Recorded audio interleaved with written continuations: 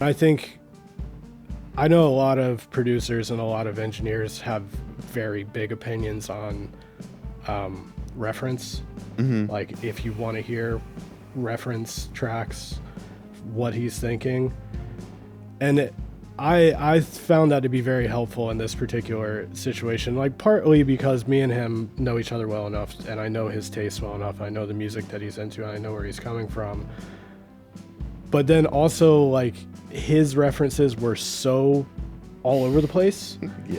that it really kind of forces you to think, like, what is the connection between these? Yeah. Like, sonically, what is happening that he likes between these? And, you know, and it's this kind of going back to this emotional communication thing of, like, what are you trying to tell me Right. by telling me this? Yeah. Because it's not this. You don't want this record to sound like Killing Joke. Right. Like, you want it to sound like you. Yeah. But there's something in this track that I have to pull out of it so to help you communicate what you're trying to communicate.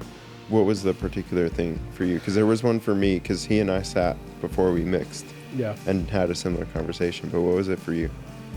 You mean like what, sonically, or what? What was the trigger when he like referenced? Was there a moment when he referenced a particular thing that you were like, oh, okay, Yeah. now I know what you mean? I mean, I think a lot of the ambient music that he and I talk about, you know, like Abel Mogard and Alessandro Cortini, and even some of the non-ambient music, like talking a lot about Nine Inch Nails and that, I mean, that kind of the heavier stuff that he's into, there just is a enormity to that sound, to all of those guys. And even like some of Abel Mogard's music and some of Alessandro's music is really gentle, but it's huge. Yeah. Like all of the spaces are just massive. For me, when Steve and I were talking right before the first day of mixing, it really helped me when he started bringing up more visual ideas, because I often equate more visual things to mixing. Yeah. And he had mentioned the original animated Batman series.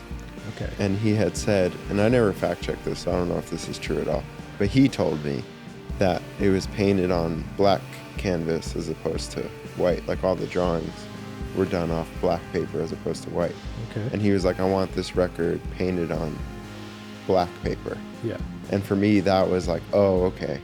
I knew exactly what that sounded Yeah. like.